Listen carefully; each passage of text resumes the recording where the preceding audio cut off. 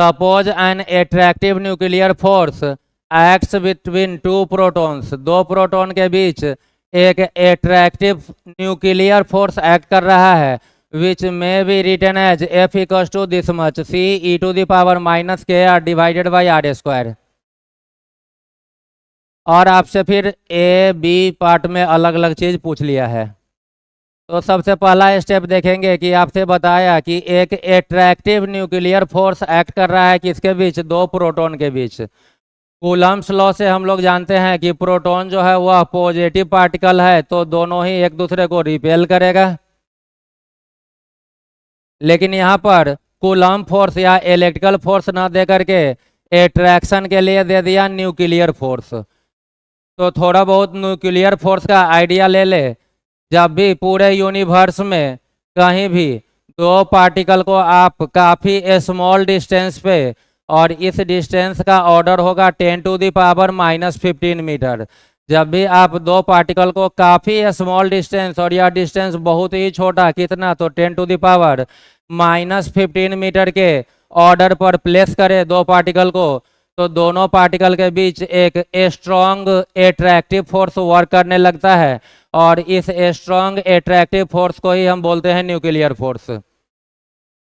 Nuclear force particle के charge से independent होता है, मीन्स दो प्रोटॉन है, दोनों के बीच पॉजिटिव चार्ज, फिर भी यदि डिस्टेंस 10 टू द पावर -15 है तो एट्रैक्टिव न्यूक्लियर फोर्स होगा। एक पॉजिटिव और एक निगेटिव चार्ज हो और डिस्टेंस आप इतना ही कम रखें, फिर भी उसके बीच एट्रैक्टिव न्यूक्लियर फोर्स, और दोनों चार्जलेस पार्टिकल हो और डिस्टेंस यदि काफ़ी कम कर दीजिए 10 टू द पावर -15 मीटर के ऑर्डर का, तो वहाँ पर भी दोनों के बीच आपका न्यूक्लियर फोर्स एक्ट करता है।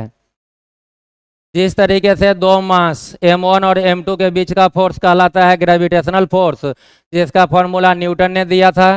दो चार्ज के बीच का फोर्स इलेक्ट्रिकल फोर्स, जिसका फॉर्मूला कूलम ने दिया था।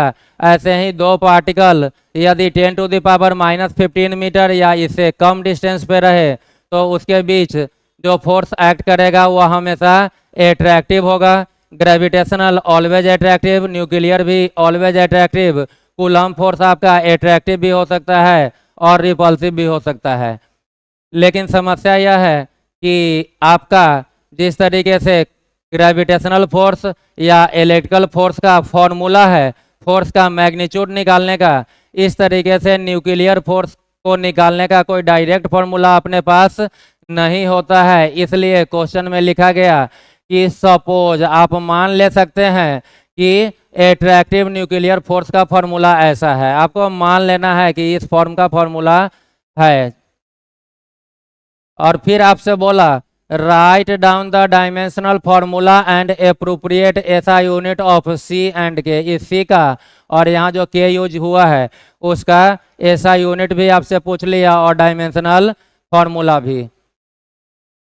तो इस क्वेश्चन के पीछे का जो कंसेप्ट है, पहले उस कंसेप्ट को समझे। कंसेप्ट यह है कि जब भी आप E लिखते हैं कोई नंबर, तो इस E के ऊपर नंबर, यह खुद है 2.71 E का वैल्यू, और इस नंबर के ऊपर में हमेशा कोई ना कोई पावर में नंबर ही होना चाहिए। कोई फिजिकल क्वांटिटी पॉसिबल नहीं है जिसका कोई ऐसा यूनिट हो। मीन्स यदि E के पावर में आप x लिख रहे हो तो x को कोई नंबर होना होगा। आप x डिस्प्लेसमेंट नहीं बोल सकते कि E का पावर 2 मीटर। यदि कोई बोले कि E का पावर x इंटू वाई है, और कोई बोल रहा है कि x है डिस्प्लेसमेंट, तो y को होना होगा 1 डिस्प्लेसमेंट, ताकि इस डिस्प्लेसमेंट का यूनिट मीटर से नीचे वाला y का यूनिट कैंसिल हो जाए और u के पावर में कोई यूनिट नहीं आए। यदि कोई बोल रहा है कि E का पावर है f, तो f फोर्स नहीं हो सकता कभी भी, क्योंकि E के पावर में कभी भी यूनिट पॉसिबल नहीं है। लेकिन किसी ने बोल दिया कि E का power f into something z है, और उसने बोला कि f आपका फोर्स है, तो z को होना होगा 1 फोर्स, ताकि यूनिट वाइज दोनों कैंसिल हो जाए और ई का जो पावर है वह अगेन आपका यूनिटलेस हो जाए। तो हम लोग सेम कंसेप्ट यूज करके इस काम को आगे बढ़ाएं। इक्वेशन आपका दे रखा है F equals to T e to the power minus K R and whole divided by R square. आपसे बोला कि SI unit of C and K, तो पहले आप के पे चलिए। आर जो है वह डिस्टेंस है, आर जो आपका दिया है वह डिस्टेंस दिया है, और ई के पावर में कोई यूनिट नहीं आना चाहिए। तो यदि आर डिस्टेंस है तो के को होना होगा 1/डिस्टेंस, बोले तो यूनिट वाइज 1/डिस्टेंस का ऐसा यूनिट मीटर। तो के का ऐसा यूनिट आपको यहाँ से दिख जा रहा है कि के का ऐसा यूनिट हो जाएगा 1/मीटर को हम लोग बोल ले पर मीटर।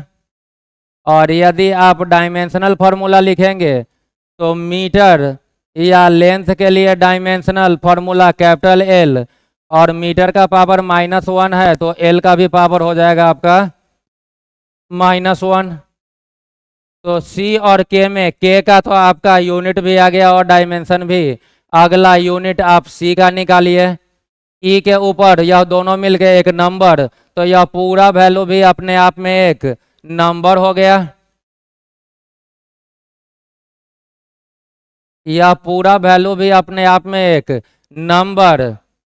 सी का यूनिट निकालना है तो आप सी को अकेला रख लीजिए, बाकी सारे टर्म को दूसरी तरफ। तो सी दिख रहा है फोर्स का ऐसा यूनिट न्यूटन, और आर स्क्वायर इधर मल्टीप्लाई होगा तो सी का ऐसा यूनिट न्यूटन मीटर स्क्वायर आ जाएगा। तो अब हम लोग सी के ऐसा यूनिट पे आ जाएं, तो सी का ऐसा यूनिट आपका हो जाएगा newton, and distance square is metre square multiply होकर के, तो सी हो गया न्यूटन मीटर स्क्वायर। अब सी का डायमेंशनल फार्मूला लिखना है, तो न्यूटन हम बोलते हैं केजी मीटर पर सेकेंड स्क्वायर को। फोर्स होता है मास इंटू एक्सेलेरेशन, मास केजी और एक्सेलेरेशन मीटर पर सेकेंड स्क्वायर। तो केजी मीटर पर सेकेंड स्क्वायर को ही एक सिंगल नाम दिया गया है न्यूटन। तो जब आप न्यूटन को एक्सपेंड करेंगे तो यह हो जाएगा केजी मीटर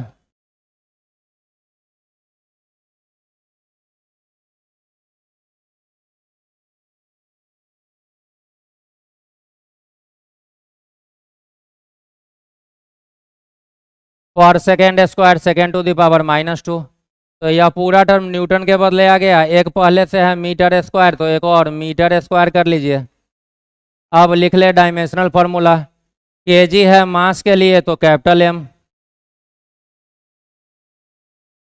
मीटर और मीटर स्क्वायर मिल करके मीटर क्यूब, तो एल का पावर आप डाल लीजिए 3। सेकेंड का पावर -2 है, सेकेंड टाइम के लिए, और टाइम का डायमेंशनल टी, पावर में -2 डालिए, बिग ब्रैकेट में इनक्लोज कर लीजिए। तो यहाँ पर आपका के का ऐसा यूनिट और डायमेंशन, और सी का ऐसा यूनिट यहाँ पे, और डायमेंशनल फार्मूला यहाँ पर आपका रेडी है। इसी क्वेश्चन के पार्ट बी में बोला सपोज दैट के इक्वल टू 1 पर फर्मी, के का वैल्यू 1 पर फर्मी ले लीजिए, and that the repulsive electric force between the protons is just balance by the attractive nuclear force. दो प्रोटॉन के बीच जो रिपल्सिव कूलम्ब फोर्स या इलेक्ट्रिकल फोर्स है उसको आपको बैलेंस कौन फोर्स कर रहा है, तो यह न्यूक्लियर फोर्स बैलेंस कर दे रहा है। फोर्स बैलेंस होने के लिए डायरेक्शन दोनों फोर्स का अपोजिट होना चाहिए और दोनों फोर्स का मैग्नीट्यूड सेम होना चाहिए। तो आपसे पूछ लिया कि जब सेपरेशन 5 फर्मी है तब सी का क्या वैल्यू होगा, यह बताइए।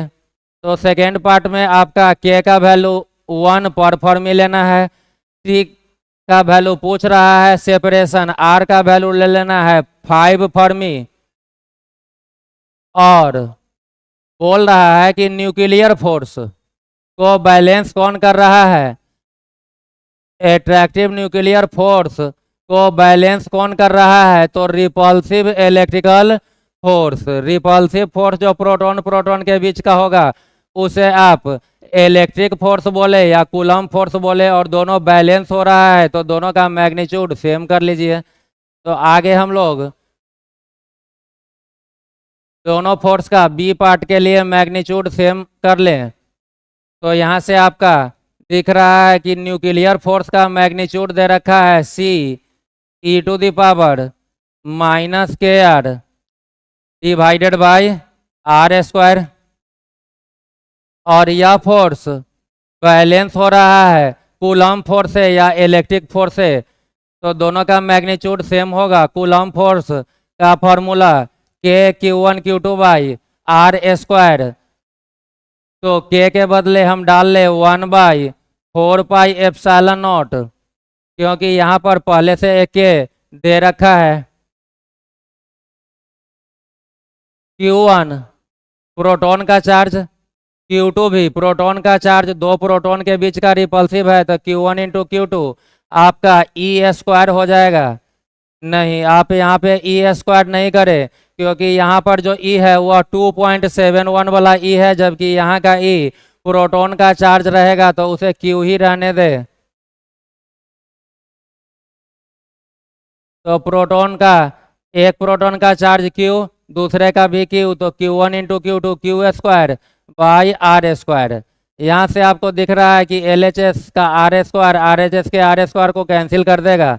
आपसे पूछा था C का वैल्यू, तो C को अलग कर लीजिए, E वाला टर्म नीचे ले चलें, तो C आपका यहाँ से आएगा ऊपर में क्यू स्क्वायर और नीचे में E का पावर माइनस के आर, और साथ में इस पूरे क्यू स्क्वायर बाई के साथ एक टर्म रहेगा 1/4 epsilon not.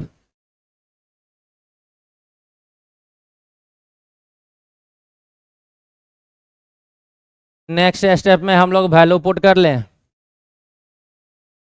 This Q is charge of proton 1.6 into 10 to the power -19, square है चार्ज का तो स्क्वायर कीजिए। 1/4 एप्सिलॉन नॉट का कूलम्स लॉ से आपको पता है वैल्यू होता है 9 into 10 to the power 9 divided by e का वैल्यू आप डाल सकते हैं 2.71, और पावर में माइनस है तो अभी माइनस ही रहने दीजिए। के इंटू आर, के का वैल्यू दिया 1 पर फर्मी और आर दिया 5 फर्मी, तो यह पर फर्मी से यह फर्मी कैंसिल हो जाएगा, तो 1 इंटू 5 5, तो इसका पावर 5 डालिए। इस निगेटिव पावर को आप ऊपर ले जाएंगे तो पावर हो जाएगा पॉजिटिव। 1.6 का जब आप स्क्वायर करेंगे तो यह आ जाएगा 2.56 इंटू 10 के पावर -19 का square 10 to the power -38 into 9 into 10 to the power 9, तो 9 इंटू 10 टू द पावर 9 कीजिए, और डिवाइडेड बाय, डिवाइड नहीं इसे अब ऊपर ले जाना है तो ऊपर ले जाइए, तो 2.71 पूरे का पावर 5 हो जाएगा। इसे सॉल्व करने के लिए आप 2.71 को 5 टाइम्स मल्टीप्लाई करेंगे, 9 से फिर मल्टीप्लाई कीजिए, और 2.56 से भी आपको मल्टीप्लाई करना होगा। इसके बाद सारे पावर वाले को आप अरेंज कर लेंगे, और जब सारे पावर को हम लोग अरेंज करेंगे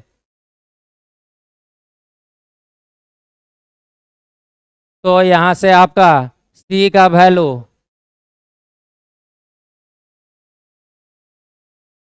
न्यूटन मीटर स्क्वायर में न्यूमेरिकल वैल्यू आ जाएगा। तो मैं केवल यूनिट लिख देता हूँ, न्यूटन मीटर स्क्वायर, और न्यूमेरिकली इसे कैलकुलेट करके सॉल्व करना आपकी जिम्मेदारी रही। आप इसे चाहो तो सॉल्व कर सकते हो, या फिर मैं आंसर डाल दे रहा हूँ ताकि आप अपने आंसर को वेरीफाई कर लेना। और आंसर आएगा 3.4 इंटू 10⁻⁻26। तो यह सॉल्व आप कर लेंगे और यहाँ से आपका आंसर आ जाएगा 3.4 इंटू 10⁻⁻26।